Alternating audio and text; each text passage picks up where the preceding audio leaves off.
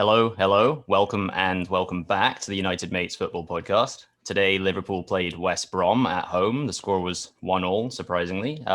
Recently, West Brom put the relegation signal up in the sky, and from their equivalent of the Batcave, the Sam Cave, you might call it, Sam Allardyce and his assistant, Sammy Lee, came calling. So I put out the pod signal today because my co-host Joe couldn't be here, and today's guest answered. So I'd like to introduce Julian from the hugely popular Kop End Fracas podcast. Welcome to the United Mates Football Podcast, Julian. It's a pleasure to have you. How are you doing? Pleasure. Oh, thank you for having me, man. Oh, I could be better, man. Like, I honestly thought I'll come into this game dunking on you, talking a lot of shit, just being like, "Yo, this is where Man United dropped points yesterday, Chelsea lost yesterday. This is where the title challenge is wrapped up. And we done it with all these injuries, but alas, Big Sam had to Big Sam, and I'm not gonna say it was painful, but it was like, oh man, it's, you know what I mean? Like, it's not a nice Sunday, not the best Sunday that I had in mind. I can't lie to you.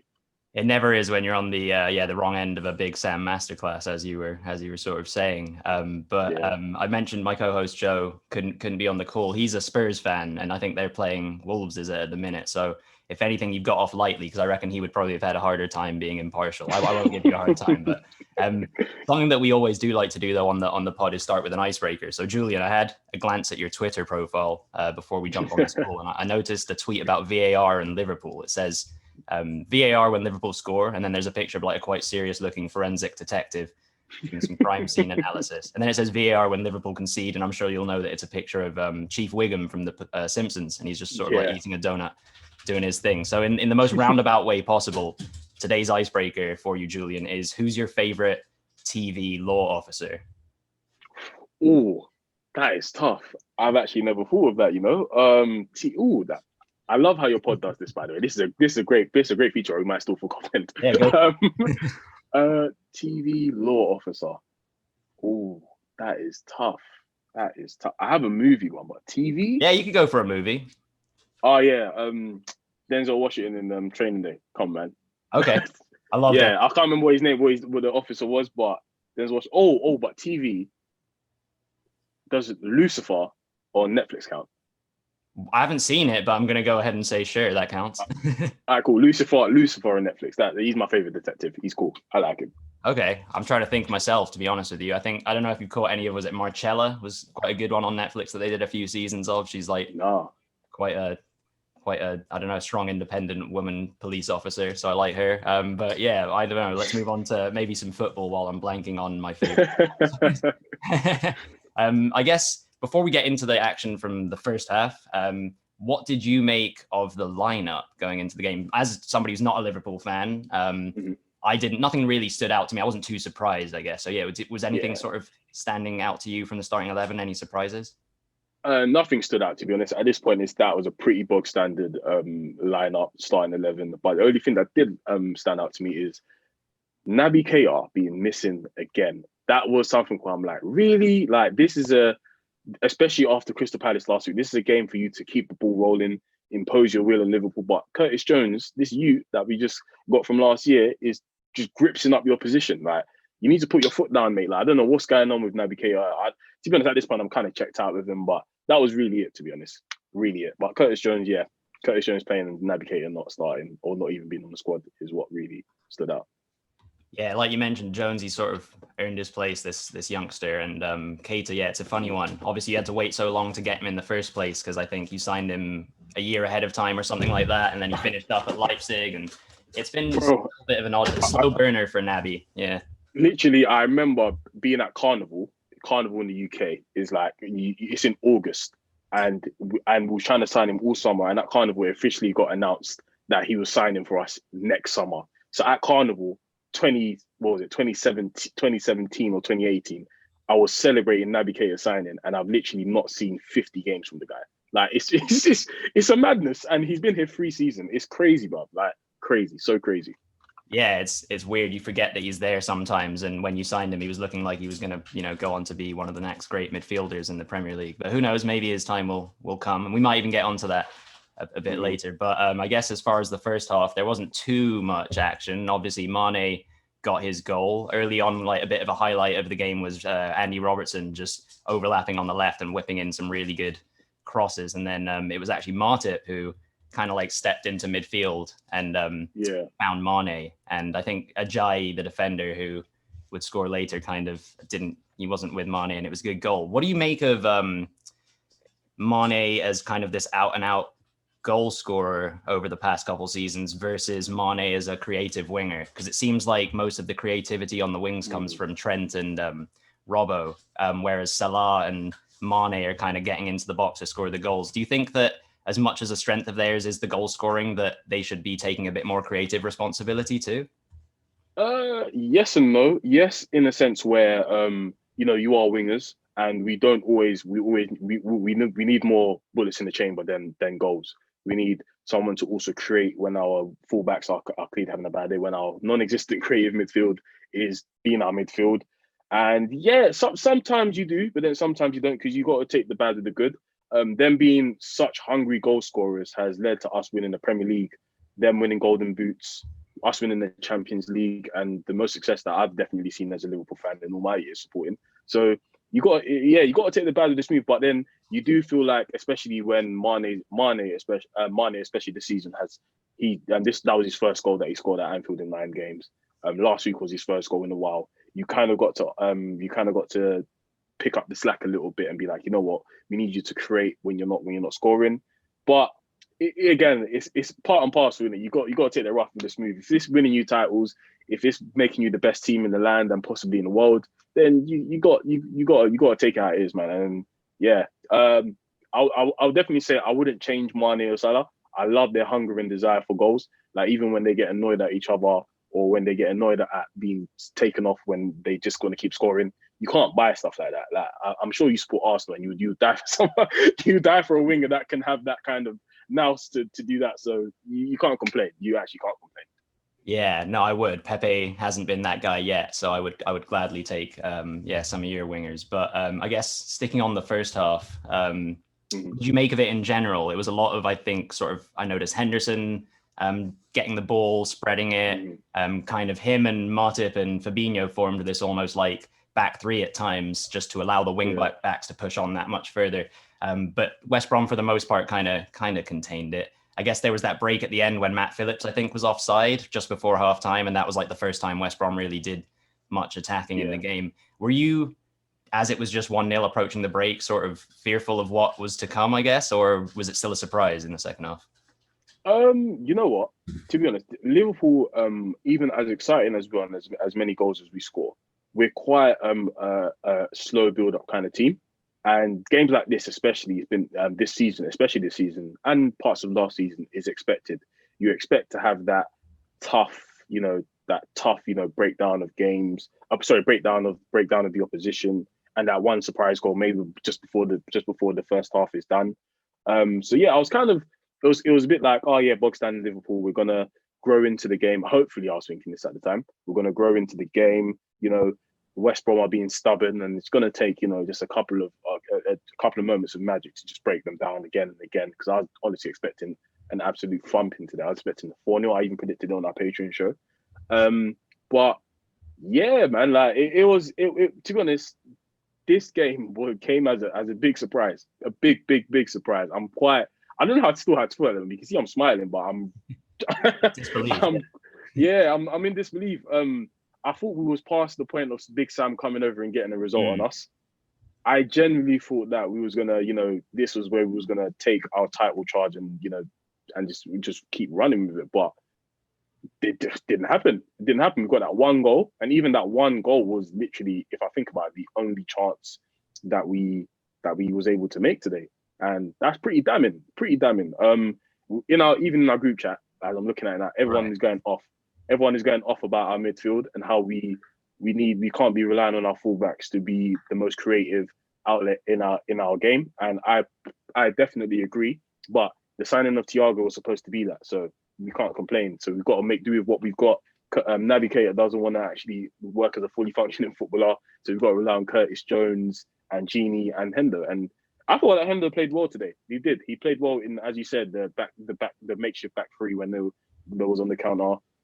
He was able to break up, play well, but man, yeah, that first half, it was what it was. We got one goal and we kept it moving to the next half, and hopefully we was going to expose West Brom. Alas, it didn't happen. No. You mentioned, I think Henderson was probably the most creative of those, despite being the most deep lying out of Wijnaldum and Curtis Jones. He probably ended up being the most creative one. I guess Wijnaldum is a good athlete and like just gives 100%, pops up in the right places. But yeah, when you're at home against West Brom, someone like a Thiago to maybe like pick holes in the defense would have been nice. It is also, I guess, a bit sort of like nostalgic and I don't know, cheers me up a bit from a neutral perspective to know that football hasn't progressed beyond an age where Sam Allardyce can just like rock up and just shit house a 1-1 against like the best team in the country.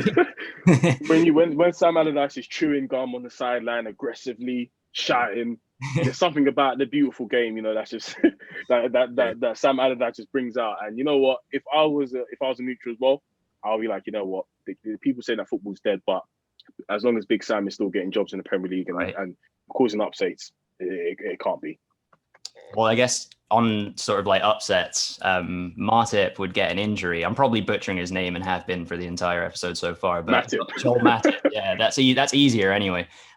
Joel Matip, he sort of pulled up with what you would assume was kind of potentially not a great injury, considering that, nobody touched him. It was kind of just one of those things where his body just gave up on him. And so you wonder how long that'll keep him out for. But given the rest of the injuries you guys have in centre back, along with Van Dijk and others, even Joe Gomez, we're getting into January, I guess, is coming up. Is this going to force your hand, or were you already, do you think, planning to dip into the transfer window for a centre back? Do you know what's funny? When it comes to Liverpool and transfers, especially out of us in the Kop End group, I'm in the bottom 3 of the least optimistic. So knowing Liverpool, to be honest, we should have gone into this season with 4 senior centre backs, with Lovren leaving. When Joel Matip is so injury prone that, believe it or not, when he got injured, I was kind of like, oh, whatever, mate, just get off, man. Like, you'll probably see him again in 2 or 3 games, who knows? But he's so injury prone that it was kind of like we were going into the season with 2.5 centre backs. And this, on January 1st, as soon as it hits midnight, I swear to God, Liverpool need to sign someone. I hope they have someone planned, because we can't go into Reece Williams, great young centre back. I believe with the right amount of games and the right amount of time, he can grow into his role. But we can't rely on him and Fabinho. And Fabinho's not even a centre back; he's a DM that's just playing amazingly well at centre back. But yeah, man, January it's imperative for us to go into the window and drop some money, because fam, I can't continue with this on the edge of, if one of our centre backs gets hurt or has a little knock, my heart is in my foot. I'm like, bruv, we need stability. So we'll have to see, man. With Liverpool, I'm not optimistic, but common sense has to prevail. It has to, man. We need to ban another centre back. Yeah, you've been pretty proactive in the past few seasons about kind of these signings where it's looked like you've needed them, like Thiago, like Jota. So who knows? Maybe they'll surprise you and they will do the sort of sensible thing. Although 2.5 centre back sounds like a spin-off of that 2.5 men. But yeah, it's not particularly helpful to winning the Premier League necessarily. Man. Back to that Matip injury. At the moment it happened, I sort of started to notice Klopp go off on the sideline, and then Reece Williams, who came on to replace him, gave away a foul that was a bit soft. It might not even have been a free kick, and Klopp, I think he got booked because he kind of just had to go at the ref so much. How much of that passion do you like as a supporter, and do you think the players sort of enjoy about Klopp? And then also, how much of it do you think can become a distraction? For instance, as an Arsenal fan, people gave Wenger a lot of stick for being a bit of a moaner. You think that these outbursts from Klopp can become a distraction and that they can kind of weigh on the team in a negative way? Is that potentially something that might have happened today? Do you know what? I don't think so, to be honest. I think today was just a game of, listen, Big Sam just done a number on us, especially in the second half. He was able to shut off channels. He wasn't able to create, wasn't able to get the crosses in that we usually do. He does done number on us. But in terms of passion, I feel like I always relate football to actual real work, as crazy as it sounds.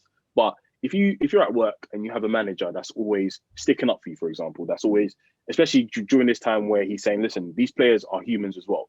They can't be going back and forth between international breaks, having congested fixtures because injuries are going to happen. Or if you see your manager shouting at a referee over something that you see your manager shouting at a ref because you gave away a free kick. And Reece Williams is young as well, so he wouldn't want to have that feeling of, I've made a mistake. And you see your manager backing you.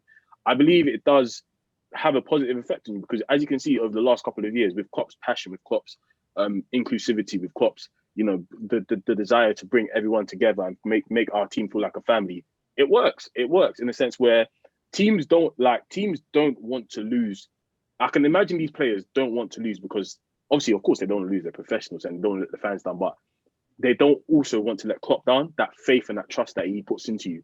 So I definitely feel like, because you can see across the board, like we've seen managers before where, for example, you see at Arsenal with Unai Emery last season, so at points this season with Arteta, you would have probably seen a couple of players for, whatever, man. Like, we lost, but we don't care. But or I gave away a foul, or I missed the chance, or this, that, or I didn't play well, so I don't care. But with these players, it looks like when they don't play well or something goes wrong, it looks like heads down. We've not only let the fans down or ourselves down, we've let the manager down. This guy that has brought us so much success. So it's again, I love it. I'm personally, I'm old school, so I love managers being passionate. I love managers screaming on the touchline. I love managers screaming at each other on the touchline. I'm a fan of it, so I can't see it as a distraction for these players at all. Yeah, I think he walks that line of being their buddy, but also, he's got that, don't cross this line, otherwise you're not going to be starting with Klopp. So you don't want to mess with him. I think some other managers that you mentioned, for instance, might have, not had the confidence to be able to pull that off necessarily. So it's quite impressive what Klopp does. On the West Brom equaliser, I guess, it's a header from a corner. It's a Sam Allardyce goal. You might as well just stick Kevin Davies in there or something like that and replay. It's the same thing. But I guess Van Dijk, in theory, he kind of just dominates that area aerially for the most part, defending set pieces. Even probably Matip more so than a Fabinho, who, despite not being he's not small Fabinho, but I think statistically speaking, he's not the best in the air. When it comes to these fine margin games against a team like a West Brom that's going to wait for that corner, do you think specifically when you're looking for a centre back that someone who can dominate in the way that Van Dijk can is the priority?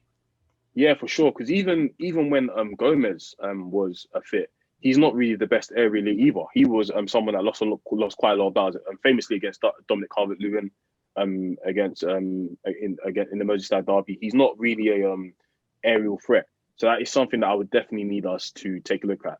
And I feel harsh because with the two guys just mentioned, Fabinho and Gomez, it's not really their job to be the guy that's an aerial threat. Gomez is more of the he will cover the ball, ping the ball, run out with the ball, come out with it because he's great with his feet. Recover because he's a great tackler.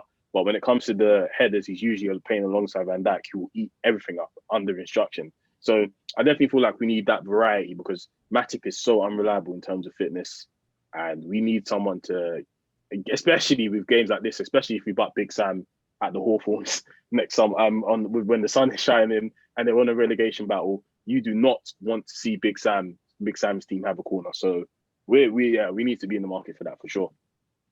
Either way, this could be a bit of a important period for Liverpool, I guess, especially depending on the result in the Spurs game, which I'm not sure what's going on right now, or if it's even kicked off. But we'll see how that goes. But I guess after the equaliser went in, if anything, it was kind of from there a bit of a you couldn't tell if West Brom were going to be the one to take it or if Liverpool were going to take it. Neither team. To be honest, that whole half, we was under the cosh. Like West Brom were doing even our chances that we created didn't even look like chances.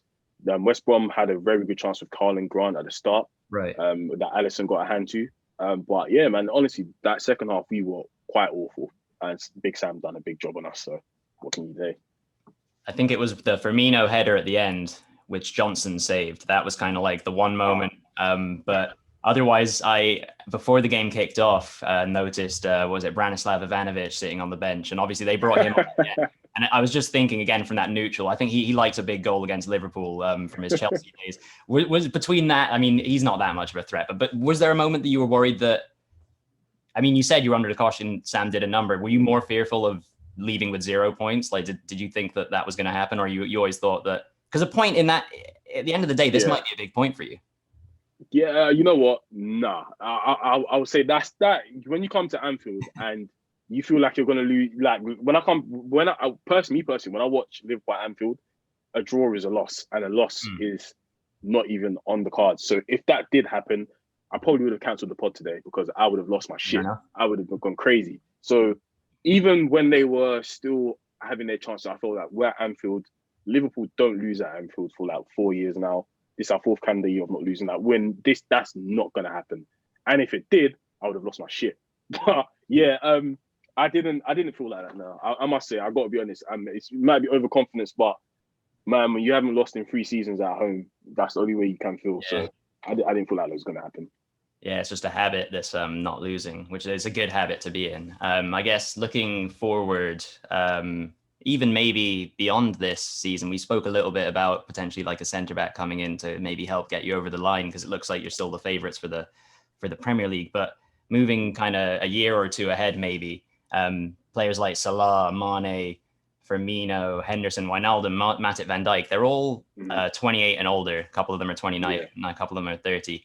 And obviously Van Dijk specifically is coming off the back of a massive injury. So you just don't really know how that's going to work out for him. But essentially, that's quite a lot of the spine of the team, the forwards, the midfielders and centre-backs that are probably in their prime at the minute, but that can't last forever, sadly.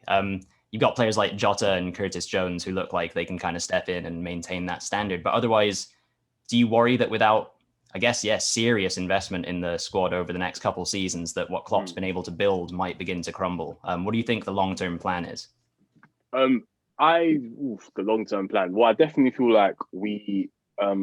Liverpool of the past put all the eggs in the one basket. So, for example, when we had Gerrard and Torres and Xabi Alonso, etc., we'd have our eggs in that one basket. We don't give a fuck about the youth.